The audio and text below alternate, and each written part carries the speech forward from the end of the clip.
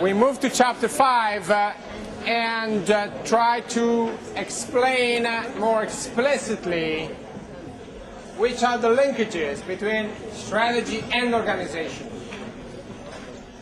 The purpose is to let you understand and let you figure out what to expect from a given organization in terms of strategy. So even if the strategy has been deliberated or has been made explicit, you may not be willing to believe that deliberate strategy.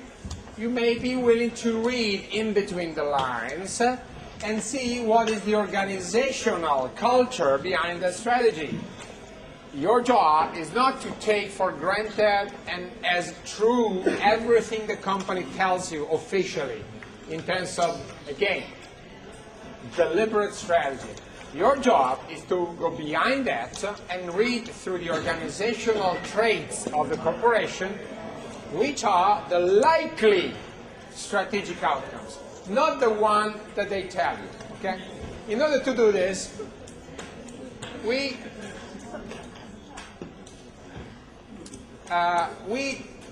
borrow a piece of theory and we borrow a piece of framework. And this piece of framework is called explorers and exploiters.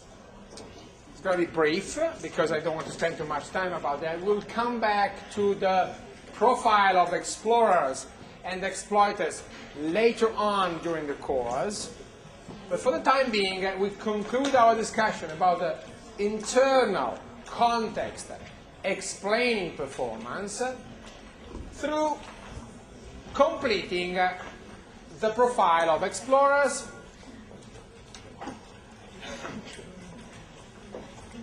versus exploiters.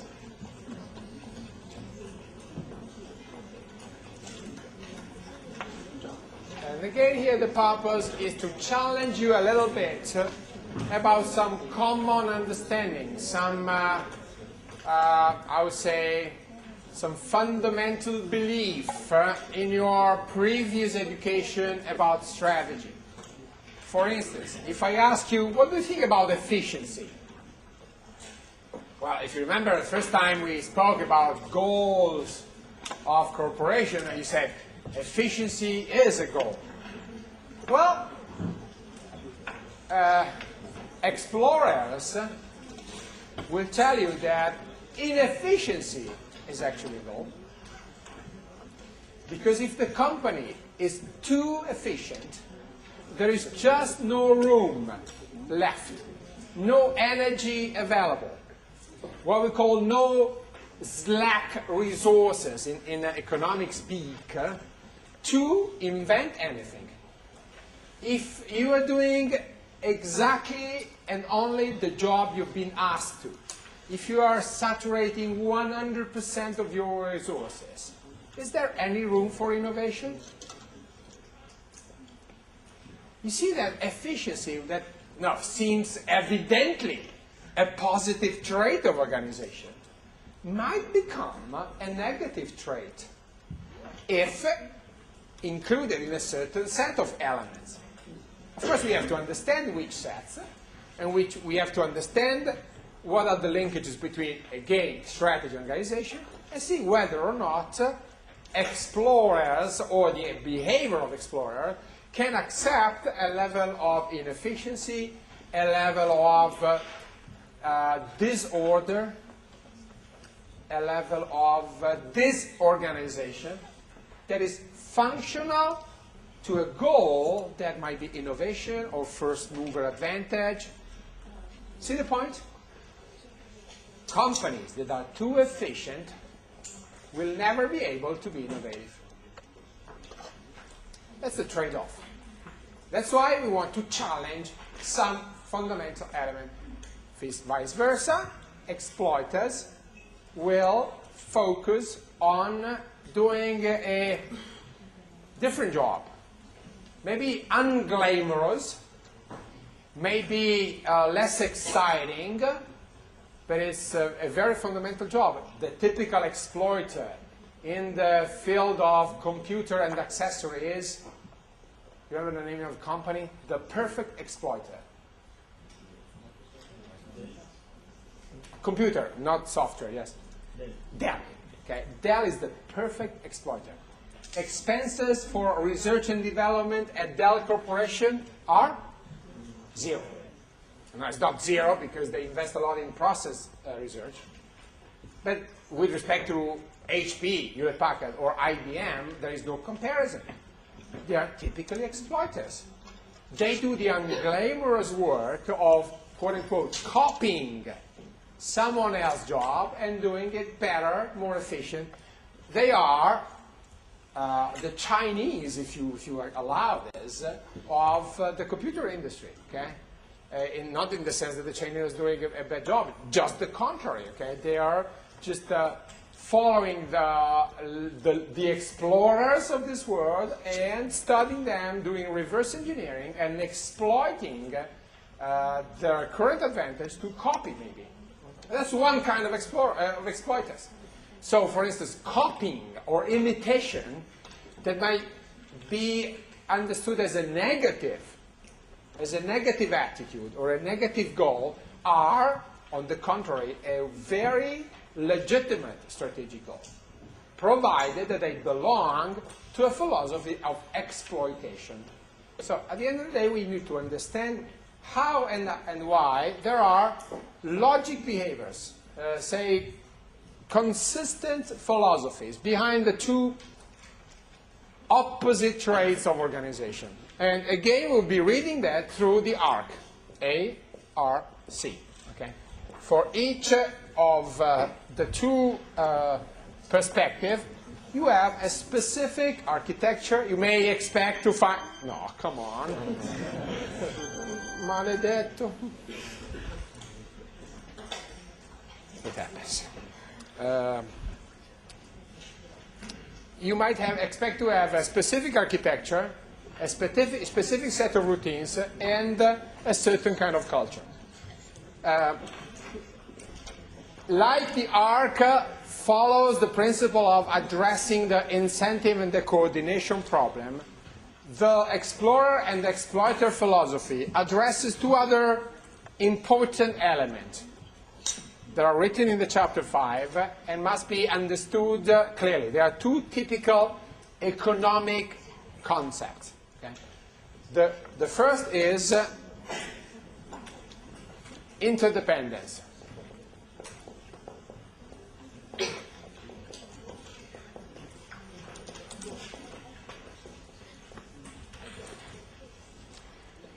How would you define interdependence?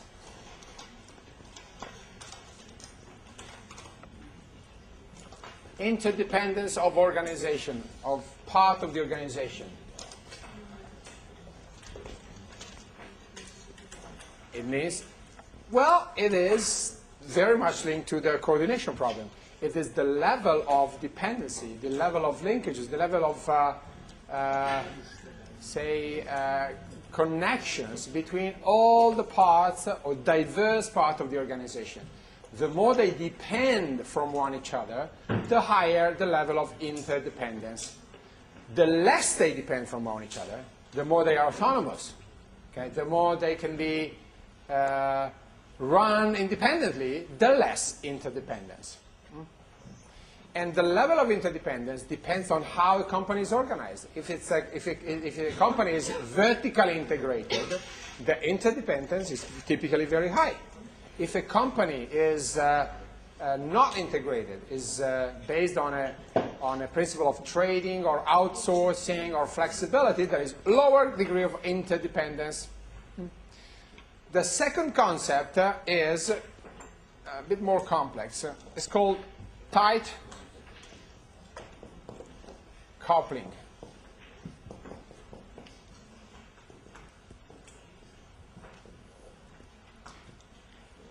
In general, coupling as in economic terms, meaning the level of, in a sense of, yes, interdependence, of interlock, of efficiency, in a sense of a corporation.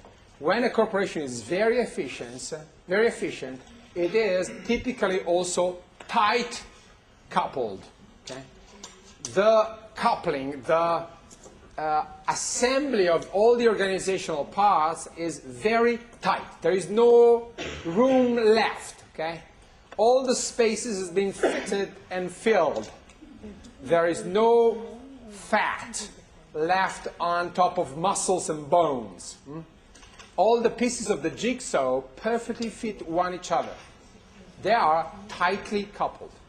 On the contrary, you might have pieces of organization that for many reasons are loosely coupled, which is the contrary of tightly coupled. They are not getting along with one each other very well or perfectly. They tend to spend time in understanding one each other. They are not perfectly standardized. They are, in a sense, clashing a little bit. Think of a group, okay? You might have a perfectly coupled group of people, or a team, or a soccer team, or a FC Internazionale, for instance, typically is a loosely coupled team. It's my favorite example for a lot of interdependence and no coupling, okay? Well, it used to be last year, maybe this year is a different story. But then what might be understood again as a negative, because we all are against clashes or misunderstanding, isn't it? The common sense is that organizations should perfectly be standardized and understand one each other. Unfortunately, that's not true. And a degree of misunderstanding and a degree of disalignment is actually a great basis for innovation, a great basis for flexibility, a great basis for market alignment. So typically, what would you expect to find in explorer versus exploiters in terms of interdependence and tight coupling? The two extremes, okay? Exploiters are expected to be what in terms of interdependence? High or low? Very high interdependence. Well-designed, all the functions doing a specific job, everybody depending from the center, everybody depending from one each other, okay? Things never replicated, only one does one job and all the other apply it. Okay, look at Italy and you find a perfect example of total interdependence. So to say, yeah?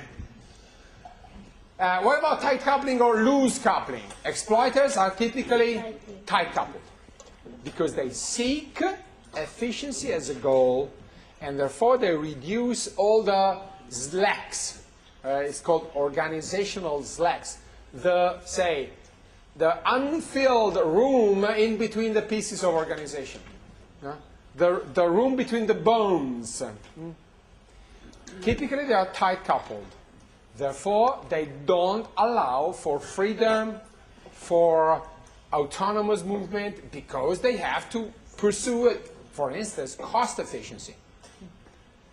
Whereas Explorer will have rebus ceteris paribus, so other things being equal, loose coupling and a lower level of interdependence. Therefore, for sure, less efficiency.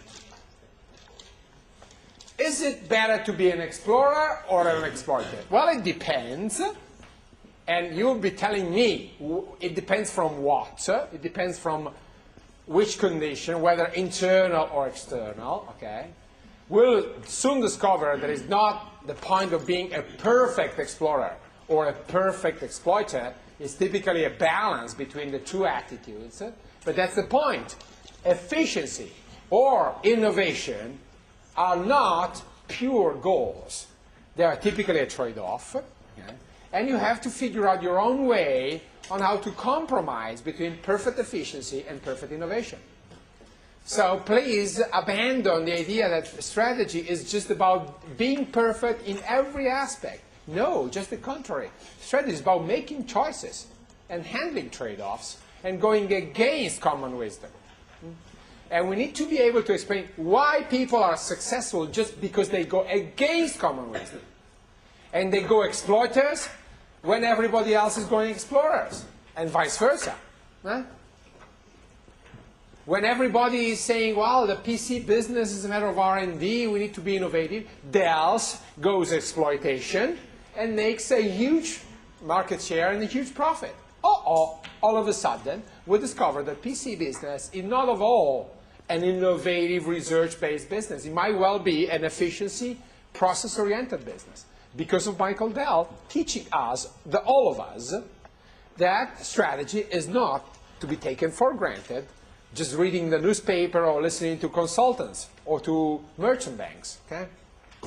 Vice versa, when everybody is telling you, I don't know, the internet is dead, and I don't know, there is the innovation, the new economy is dead. You got Steve Jobs coming up with the iPod and with the distribution of digital content over the internet and telling the world, no, don't take something for granted when it's not the case.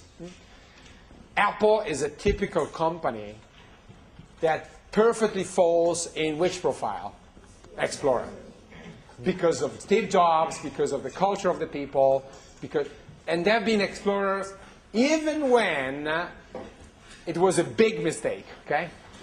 During the period of stabilization, during the consolidation process, you don't need to be an explorer in that moment. You need to shift toward the exploitation.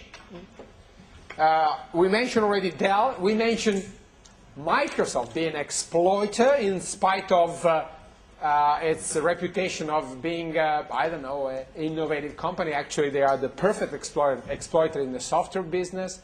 Any other idea about explorers and exploiter in any other different business? In general, then we go down and see what are the architecture, routines, and culture you would project, you would expect in order for explorer to be consistent and exploiter to be consistent in themselves. Yes? Maybe Boeing? Boeing is typically an exploiter. Why so? Because the fundamental mission of exploiter is keep on doing what you're doing better and better. Okay? So build on your existing customer base, on your existing technology, incremental, I wouldn't define innovation, incremental steps. Don't jump. Don't take risks. Don't compromise the status quo, especially if you're a monopolist. Okay? An exploiter typically is a monopolist. And a monopolist typically an exploiter. Telecom Italia? Telecom Italia. Would you expect from Telecom Italia the most innovative things? Well, no, don't expect that. Because they might be innovative, and if this is the case, they run a risk. Because they are going against the corporate culture. Another exploiter in the consumer product business, yes? In the beginning, maybe Kodak was an exploiter. I didn't get you, sorry. In the beginning, maybe Kodak was an exploiter and then became explorer. Kodak is a great example of hills and peaks of exploitation and exploration. Across its centenary history, they went through all the examples. Of course, they've been big exploiters for the film business. They've been great explorers for the digital picture imaging. Maybe explorers too early, okay? Too early for the market. And now they are struggling to get back to their dominant position. Indeed, Kodak provides exactly the example for the pendulum between exploration and exploitation. Now, there are companies such as Dell, or on the contrary, Apple, that have a DNA of exploiter or explorers. Okay? Other companies that oscillate and move from exploitation to exploration across the phases, maybe according to the CEOs, according to the management team, according to market conditions. It depends. And these companies tend to be more, prone to organizational redesign, whereas Dell or Apple typically tend to stay in the same organizational structure for many, many years gone. Okay, good example. Now, let me bring you back to the discussion we made the previous session and ask you, what is the architecture you would expect to find in a typical explorer? Yes? Well, the most important would be very large research and development. Okay. Yes, large R&D. Either large established functional R&D, or you remember the 3M case? Have you gone through the 3M story? It's not only legitimate, established, separate, specialized R&D people, but also 3M. Nobody? Also? There are a lot more decentralized. There are a lot of people to make decisions and do their own thing. Yes. Decentralization of R&D means discoveries are not only done in garage or laboratories. They're also done by ordinary people that are granted 10% of their time, 15% of their time to discover. Okay? Of course, this is very inefficient. But then, ordinary people, even a salesman, can be a great inventor just by reading the need of customers.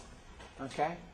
Even somebody in the back office can be a great researcher by finding out a new process. So again, the explorers might have an established functional R&D, and typically they do. But they combine this feature also with an attitude towards giving ordinary member of the organization, coming from staff or line, coming from any position in the organization, so not belonging to the official R&D, the white jacket people of the corporation. Time to discover, time to experiment, time to explore. And 3M is the classic example.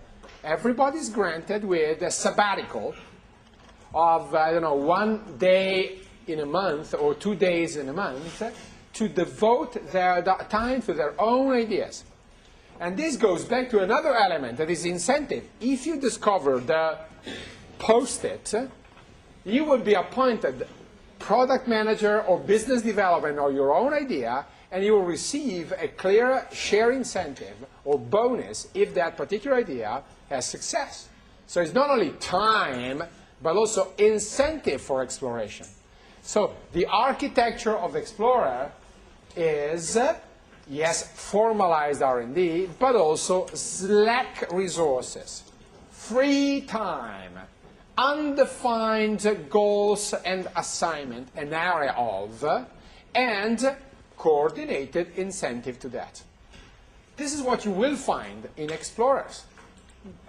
So a large R&D, but also informal time and resources for discovery and incentives.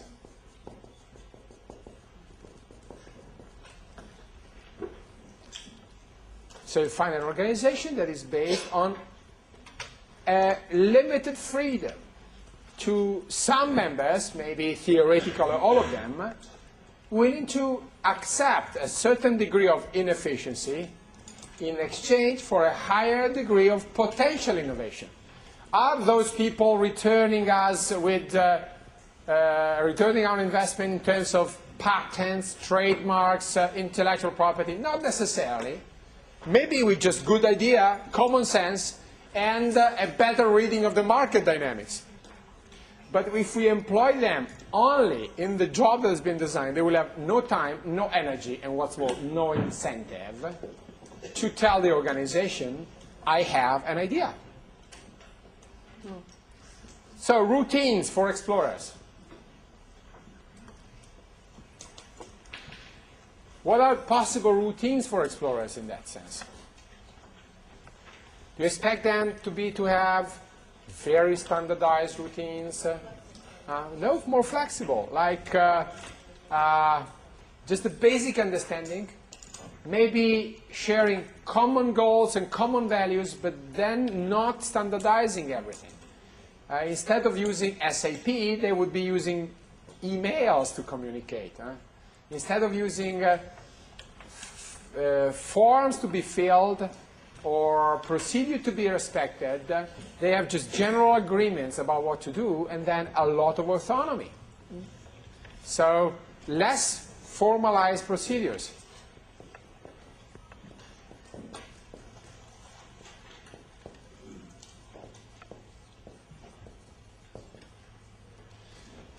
What about, for instance, meetings or relationship with other employees, with managers? What kind of style and day-to-day behavior do you expect in explorers?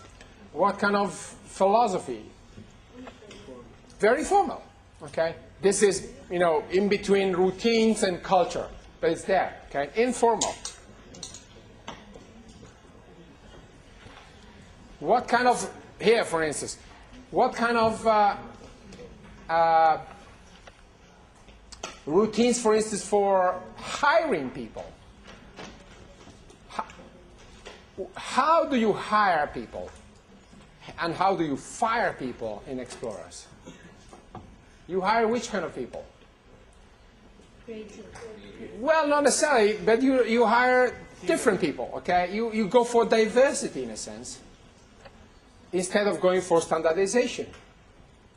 You accept the risk of a certain level of clash, a certain level of disagreement, a certain level of, say, difference, because you want to exploit it in terms of innovation. Think of an explorer such as, I don't know, McKinsey, for instance. McKinsey may hire engineers and people skilled in finance, may hire a philosopher and an artist, as long as they are seeking for different views, critical views about the management process or a problem. Maybe not all of them, but some of them are intentionally searched for in communities or knowledge that are not standardized. So informal, rather than creative per se, I would rather go for diverse, okay? Dishomogeneous in that sense.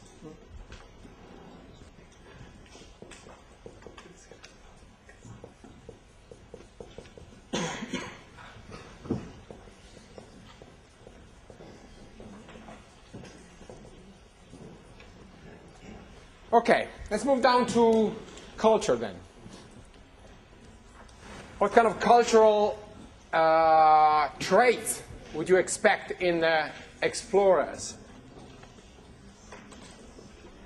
Innovation. Yes, yes, pursuit of innovation, quindi positive attitude towards innovation.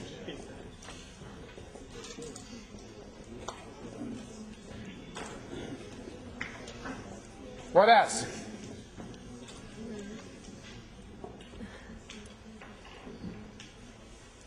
Try not to be, in a sense, anticipated by common sense. Tell me something which is not necessarily discounted in the word explorer. What about mistakes?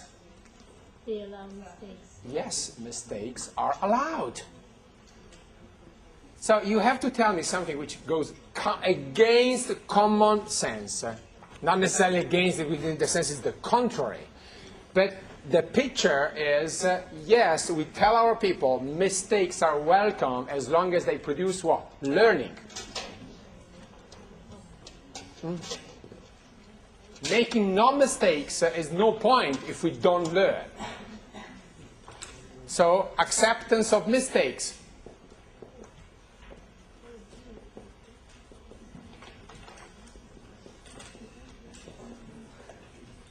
And there is no innovation without mistakes. Forget about it. Innovation is an infinite sequence of mistakes. If you educate people to avoid mistakes, don't expect them to be innovative. So innovation is an outcome that might be explained through the preliminary causes based on risk acceptance. And again, mistakes acceptance. So risk takers, taking risk, acceptance of mistake, risk-taking, something again not fully discounted into the definition of explorer, not fully, yes? Communication between the members. Yes, there should be what? It should be informal, democratic. Okay, not only informal, which is a matter of language, but also, I would say democratic. Don't expect Explorer to be democratic. Actually, the contrary. Okay. If anything, you should be absolutely sure that in real Explorer there must be somebody in charge, and typically that person is the entrepreneur, the CEO. There is a leader there. Okay. And typically expect leadership being there. Leadership is not necessarily going along with democracy. I don't expect the story to be democratic. Maybe meritocratic, maybe flat. In that sense, there is no hierarchical distance between the entrepreneur and even the last people joining the organization. They can speak, and it's legitimate to tell to the entrepreneur that you have an idea. So it is entrepreneurial, the contrary of democratic, but it's flat. So values are fostering dialogue, okay? Dialogue and leadership. You're not seeking consensus, like in democracy, okay? You don't need to have 51% of people agreeing with you. That's not the point. If you can get the leader convinced, everybody else will follow. So don't mistake democratic process for exploration. Yes? There should be competition. Thank you. Between the Competition within the corporation. Mistakes and internal competition among ideas. Not necessarily we want to resolve and compensate different incentives. You remember the coordination incentive? Not necessarily we want to reach a perfect coordination there. We don't consider perfect coordination and coincidence of incentive as being consistent to the exploration attitude. Yes, risk-taking, internal competition.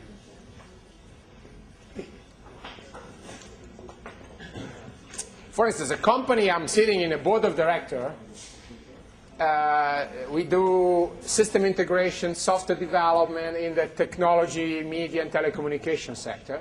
It's 1,200 people, actually 1,400 people at the European level, about 200 million euros, very profitable.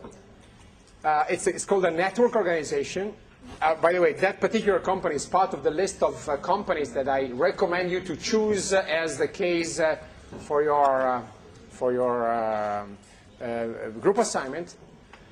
This company perfectly accepts the fact that in the organization, somebody is selling, I don't know, Microsoft, and somebody is selling Apple on the same customer. And the leader and the board of directors does not resolve the conflict ex ante. The customer solves the problem ex post. So we allow our people to go with competitive offering in the same company. And the philosophy is vinca il migliore. The one that gets the customer acceptance will win. Not us will make the decision. We're going to stop and go forth. Okay? The customer will do it. Of course, we don't allow people to offer the same product. But as long as they offer two different solutions, two different products, two different services, as long as they are differentiated, and we come back to the differentiation as a way to temper, in a sense, competition, the way to manage competition to a bearable level, okay? As long as they are differentiated enough, they are allowed, if not actually pushed, to become competitive to one each other. Because we want to send a message to the customer. We will be seeking, everybody of us is entitled to be seeking the best solution for you. And you are in charge for making the decision on what's best, not us. That has granted this particular company I'm sitting for with a growth rate which is 10 times, okay, 10 times, 10 times faster than the market growth, okay, and with twice as much the profitability.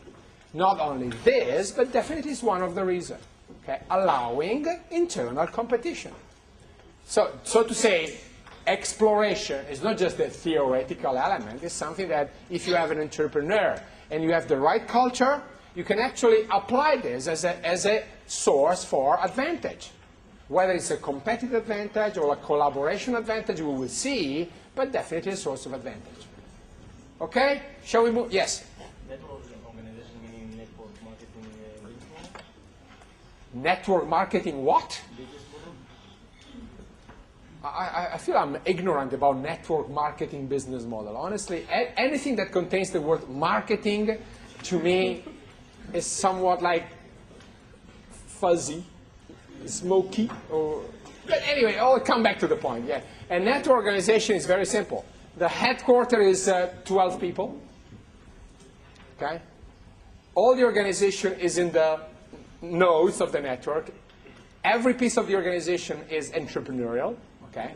So every small unit is actually a company, and every company is autonomous. So of course it's very, quote-unquote, inefficient, but it's fast. It is totally driven by results and customer perception. There is no hierarchy, okay? Totally flat organization. You're free to go in the market and get the customer, okay? That's the meaning of network organization. If you want to read more, just refer to the, I didn't tell you the name of the company. The name of the company is Reply, R-E-P-L-Y, okay? Like reply, reply to an email. It has been, we're just celebrating 10th year this year. It's a small but fast-growing corporation, very intriguing for a management researchers like me.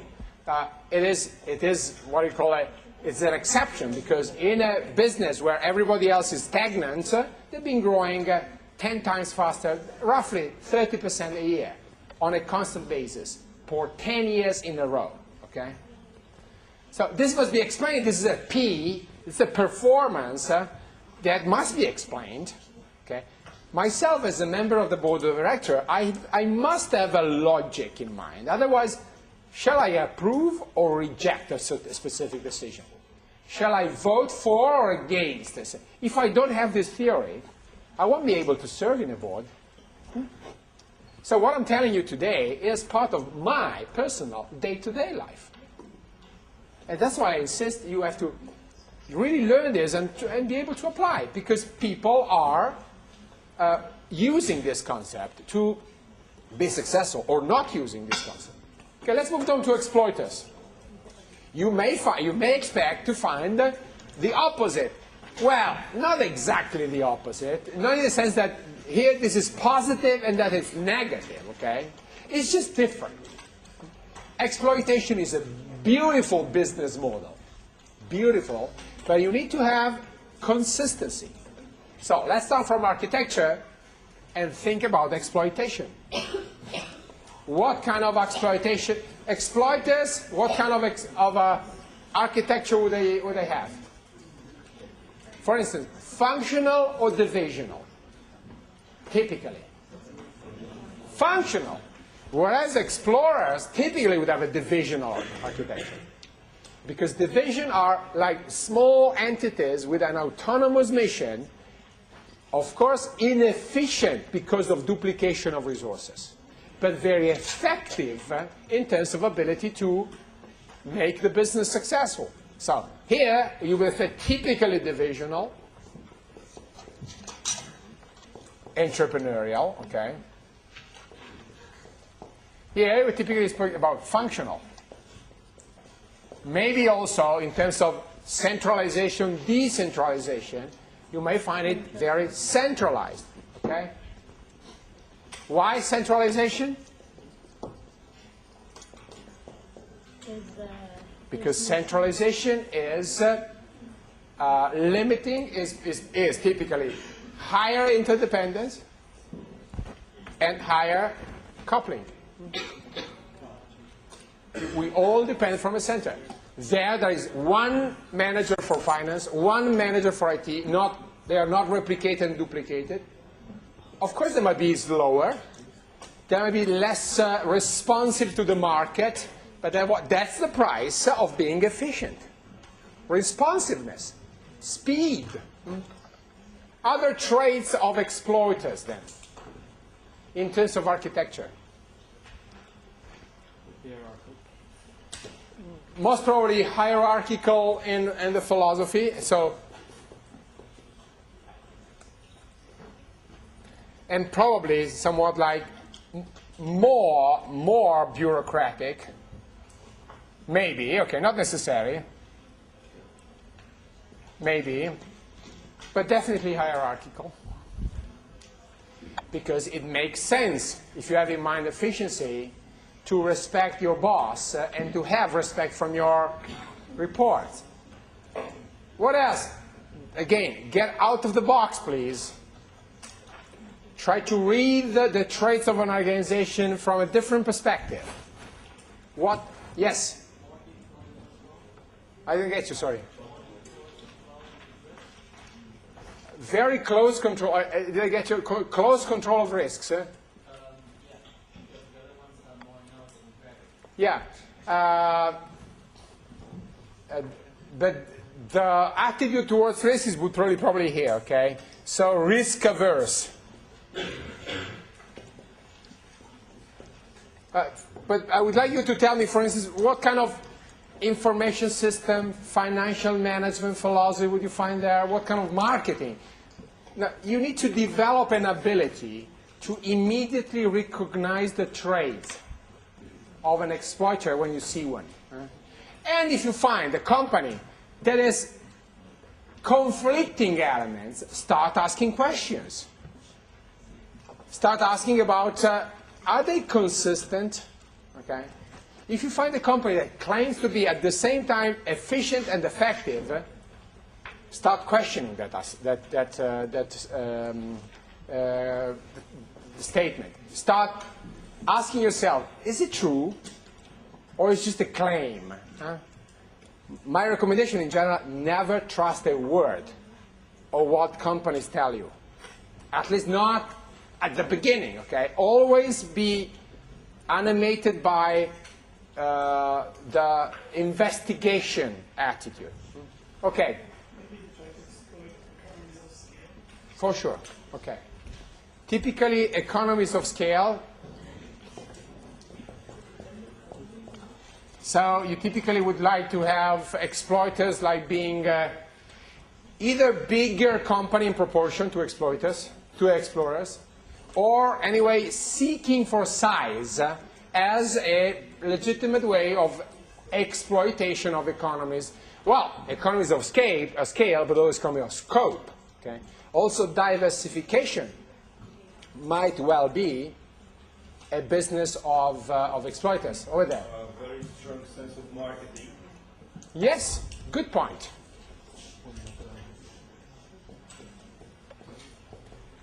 Among the functional, one of the most powerful would be definitely production and or marketing. Maybe also finance. Okay? Look at who's the boss, or where is the power. If the power in the hands of sales, marketing, and or finance, and or production, you may well be in front of an exploiter. If the boss is a researcher, or if the boss is an HR man, or a pure entrepreneur with just leadership and not necessarily any technical knowledge, may well be an explorer. Okay? So look at the personality of the top people and see whether they are consistent with the rest of the body of the organization. So when you find the dominant role of some function, you might be in the presence of exploiters. Okay, let's move down to routines. Yes? They are flat on the feet. I didn't get you. They're not so flat. Like the hierarchy, they're not so flat. They don't have a flat structure. It's a many ladder of hierarchy, so it's more like a nested organization. Okay, So problem about communication. So being probably very hierarchical, so many layers of responsibility, therefore, of communication. But what would you expect to be the communication flow, typically? Top to down. Top down, isn't it?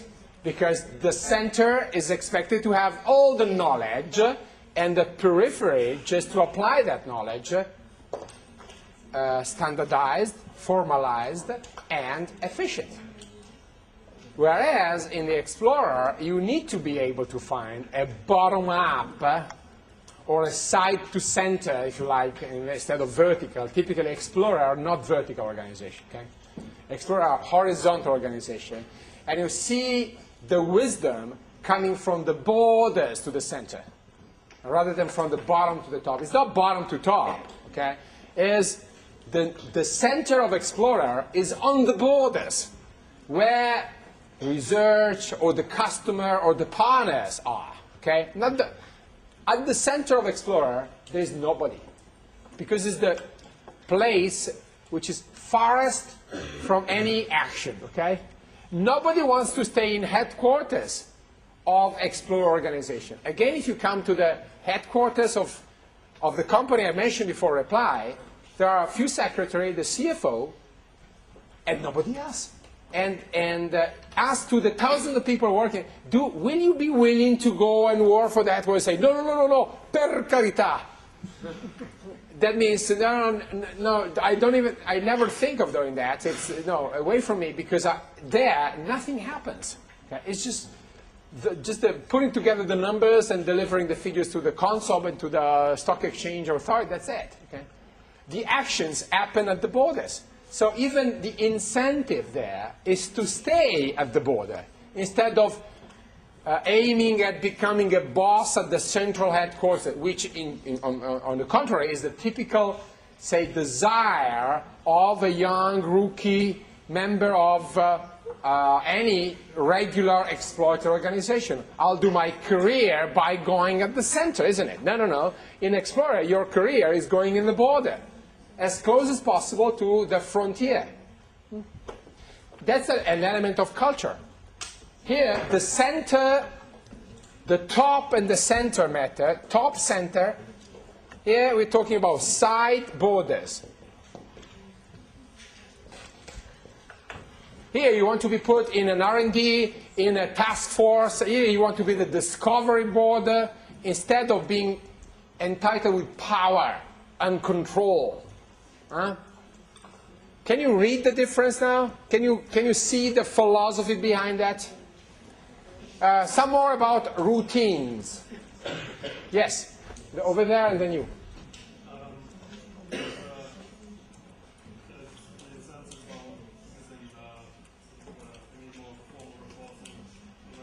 Yeah.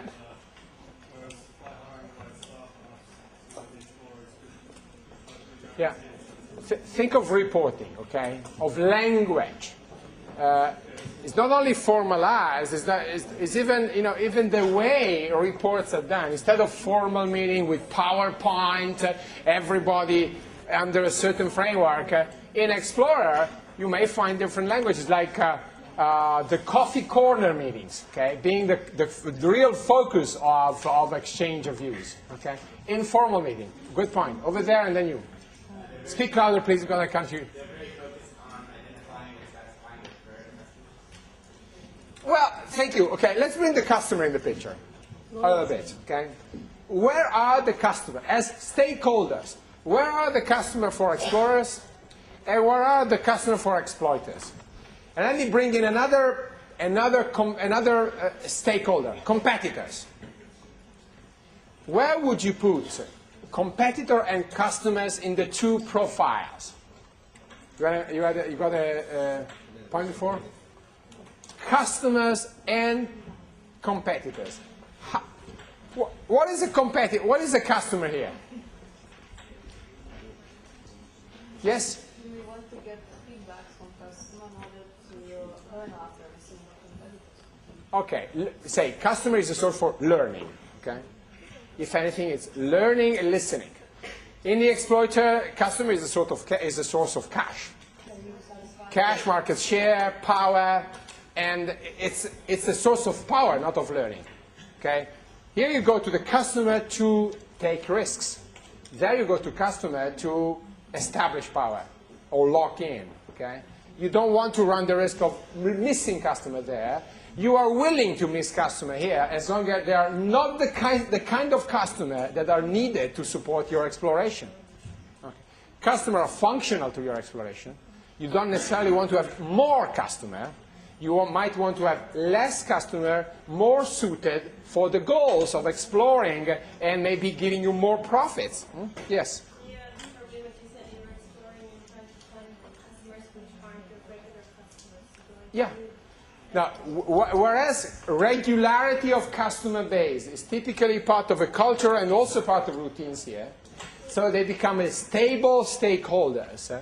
Explorers are seeking for early adopters, risk taker, people willing to change. Okay, let's speak about Gap versus Dolce & Gabbana, okay?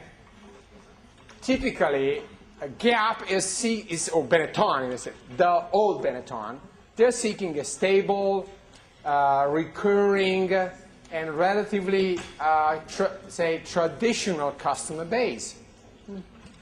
If you are Roberto Cavalli, you need to go and seek early adopters. You need to seek irregular customer base. You don't want to dress the same people all the day for years and years and years. You actually have to change blood and to change the body of your customers, okay? Otherwise, your innovation will not be associated to a customer innovation. So you need to interchange customer intentionally because they are part of the product. In fashion, that's the case. Of course, exploiter generate more cash and it's more stable business. There, you may generate more profit, but for a limited amount of time, and typically the financial risks are more, but that's very good to establish, for instance, a new brand or establish a position as, again, innovator or a fashion brand.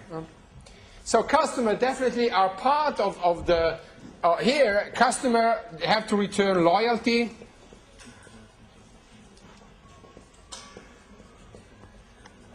and recurrence, okay? Here, customer have to bring in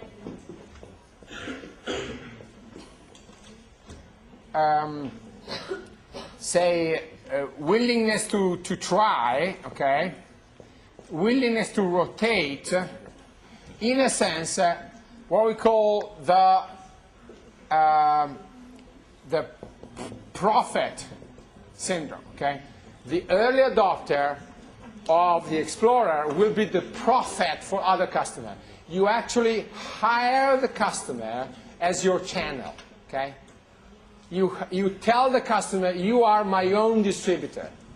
By buying this, the first iPod, the first fashion items are typically promoted and advertised by the early customer, okay? And you want to have this kind of customers. Competitors. What kind of competitors? Yes.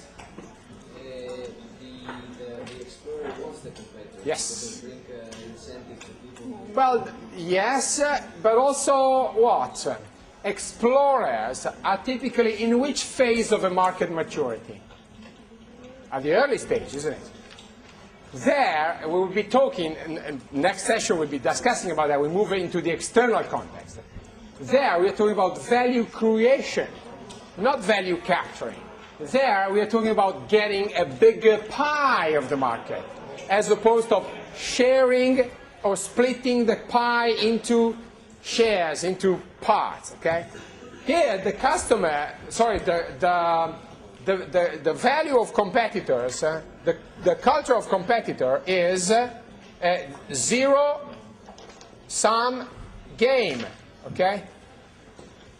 Competition as a value here is typically a zero-sum game. Mors tua, vita mea, to make it in Latin, okay?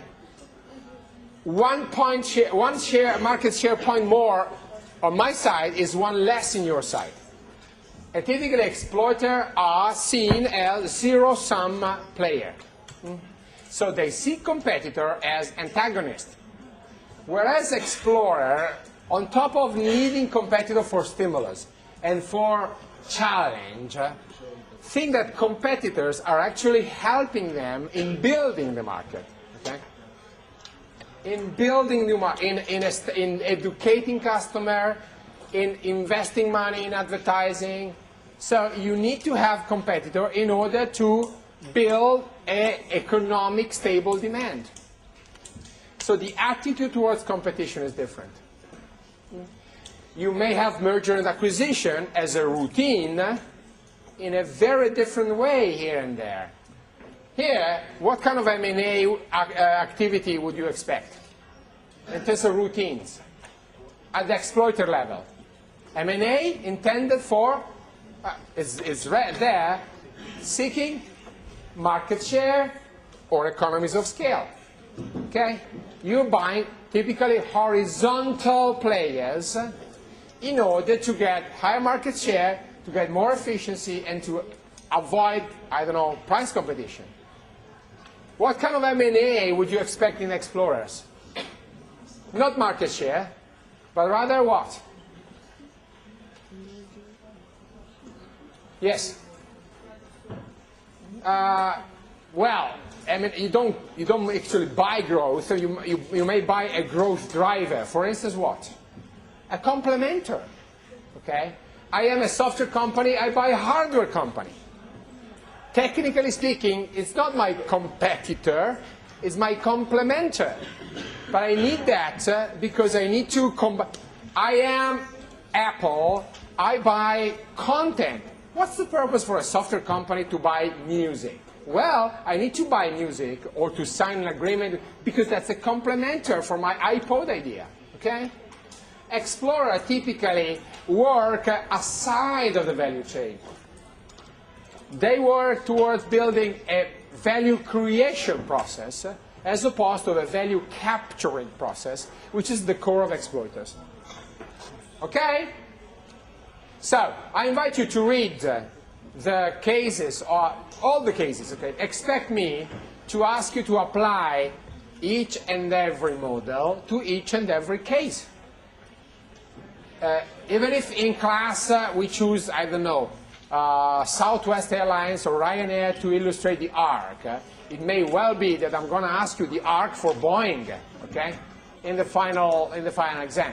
So one model, one framework is not valid only for one case. Otherwise, it wouldn't be methodologically fine. Okay. So expect to be able. Well, expect me to require you to mix frameworks and cases. So I expect you to apply this in principle to the next cases we're going to read. And from today on, you don't have excuses about download. Okay. Fine. I have another 10 minutes. I know you're tired. Okay. Pardon me? You're lacking oxygen. Shall we open the windows, or do you prefer, like, to get naked or whatever? I don't know. Well, getting naked actually consumes more oxygen, indeed, because of excitement. So you better get on this way. So, if anything, get your coat on, okay? Shall I open this? Maybe? No way. Okay, let's make it this way. 7 minutes and I'll free you, okay? I need to introduce Chapter 6 now. Yes, I need to announce Chapter 6 and I need you to start discussing the next case, which, by the way, we are running a little late. I need to be able to discuss with me the third case next time and the fourth case, okay? And the fourth case next time. We'll carry over the third case as something in between the organizational analysis and the external analysis. And we'll discuss about very traditional industry, like the car industry, as a perfect example of the external context, okay? Again, let me brief what has been the path so far. The concept of business strategy as being a combination of this, okay? About the goals and the scope and so on and so forth. On the second session, we discussed about the strategy map, like the arrows explaining, okay, map and related indicator as a way to include an element explaining performance through a measured by indicators. Today, focusing on the roots of the left-hand side of the equation, which are the roots at the level of intercontext. And your challenge is to be reading organization through the lenses of coordination, incentive, interdependence, level of coupling, explorer, exploiters, arc, in order to figure out whether or not this is consistent with performance.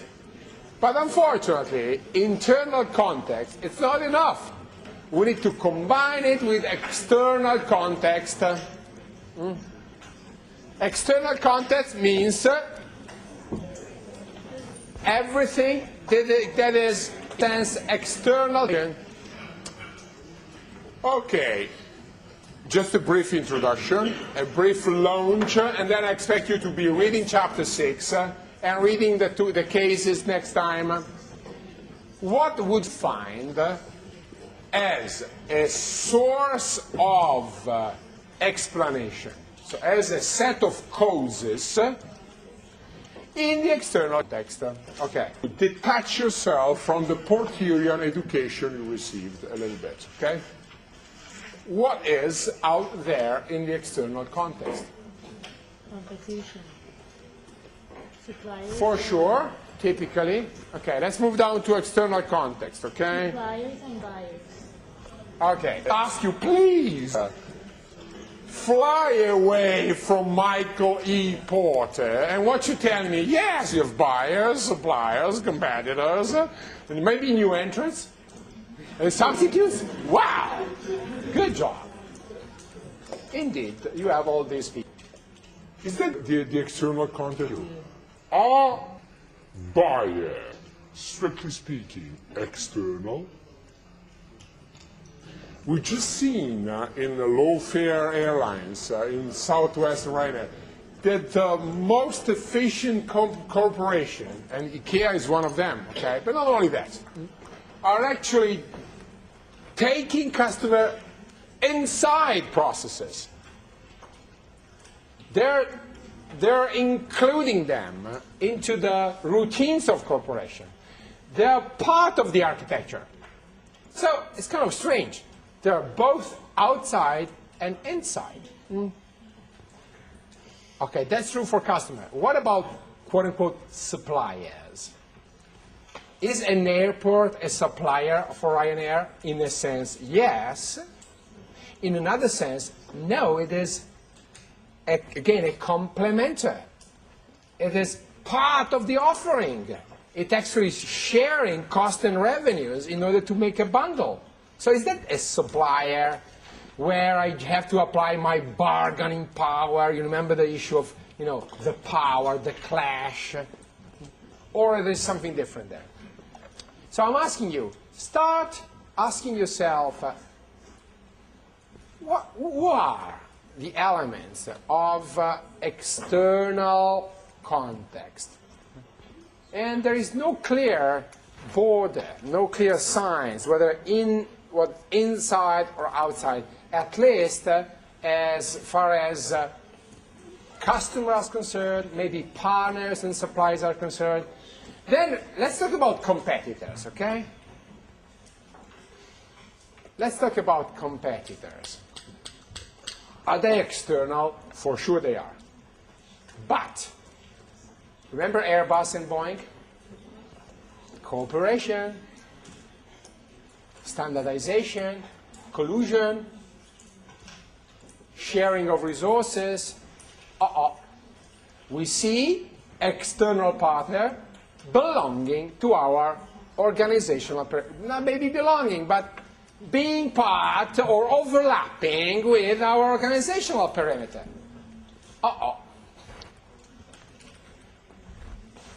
Well, you would say the government, the macroeconomic environment are external, aren't they? Well, we just remember the discussion of Airbus. Actually, the government, in many cases, is part of the game. It's not the regulator sitting out there and just writing rules and regulation. Huh? So, what I'm asking you is, shall we have a different view about what is the external context? Because the Tyrian explanation is no longer convincing, or not entirely so. Okay? Still there, still a fundamental part of our ability to interpret the players, where we may be willing to put the problem in a different perspective. Which perspective?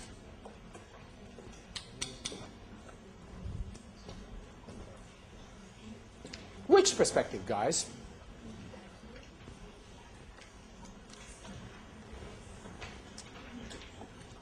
What's out there? Again, the principle here is that never forget that this course is based on, well, willingly be so, based on fundamental economic concept. Then it translates this fundamental economic concept into tools, analytical tools like the ARC. The ARC is a simple tool, but it's based on a fundamental economic question about incentive and coordination. The economic analysis of the external context will be based on a fundamental set of economic concepts, but it will be translated into a simple tool that we'll be seeing in a few minutes. 2 minutes. Well, seeing not. Announcing in a few minutes. Seeing it next time, okay? What would you be expecting us to do? Since we are not following the Porter approach that says, you know what is external? At the external of the organization, there is the industry, isn't it? And the industry is populated by competitors, and is surrounded by buyers and suppliers, and here and there we feel like surrounded, like in the Fort Apache, we're surrounded by Redskins. Ooh, my God, what a life, okay? And everybody pushing and bargaining power, and the arrows, literally, the arrows of the value chain, woo, crossing above your heads. I feel like in a Sergio Leone movie, okay? Well, that is not exactly the kind of environment we'd like to depict. What would you expect? Come on. A framework in which the external conditions don't start from borders, industry borders. They start from fundamental economic rules. There is again cost, value, demand, supply, okay? Asymmetry of information, transaction cost, opportunity costs. This set of fundamental microeconomic rules that combined together will give us a picture of the external environment.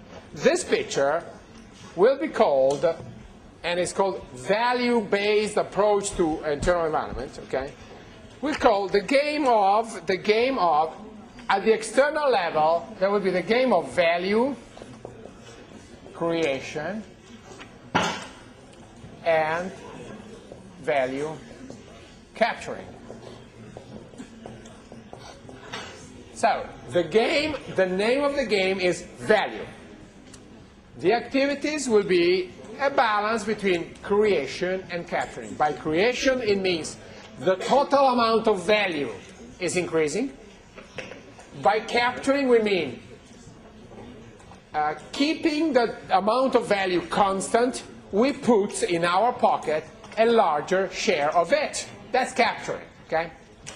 The image is the one of a pie, okay? Getting value creation is getting a bigger pie, and value capturing is getting a bigger slice of a given pie. Actually, the kind of tool we'll be using together with the ARC is really called with the acronym of PI. Okay? P stands for potential, industry, earnings.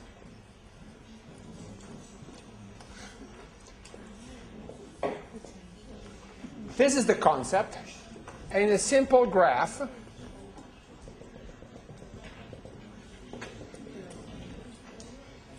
based on his. You've got dollars or euros if you want. If you've got volumes. Okay. And here are the curves that determine. This is the pie. And it's the result of putting together two concepts. One is the demand, and the other one is the cost of resources employed. So it's a very well-grounded piece of theory, piece of model, a very rigorous approach to measurement. This is the aggregated demand.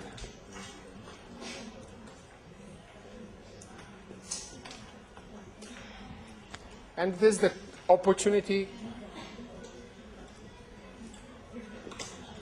cost. What's here? This is the total amount of value that corresponds to our external environment. So the external environment is not populated by red-skinned competitors or suppliers or what. It's just an economic definition. Out there is value, okay?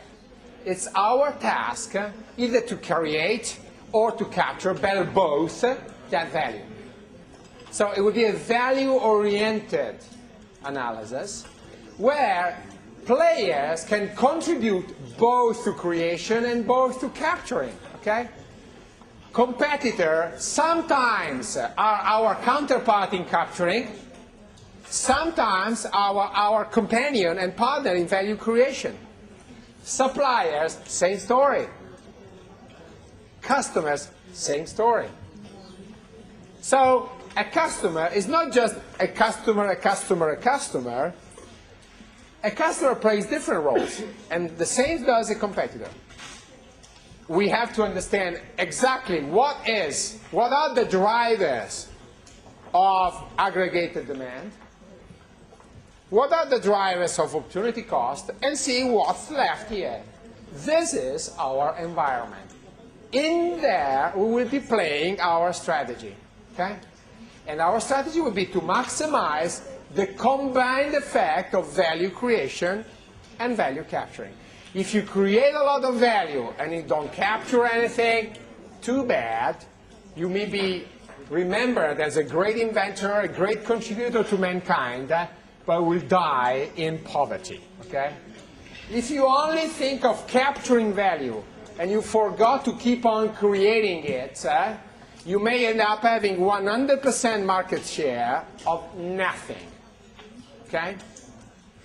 So you need to be able to both create and capture value in the external condition. We will see next time how in the automotive industry, how in the shoe industry, this has been true, okay? So please read chapter 6 and read through the cases. If you can add the Geox case, I would be happy. I don't expect you to, but just in case you find out time, okay? Thank you very much for your attention. See you next time.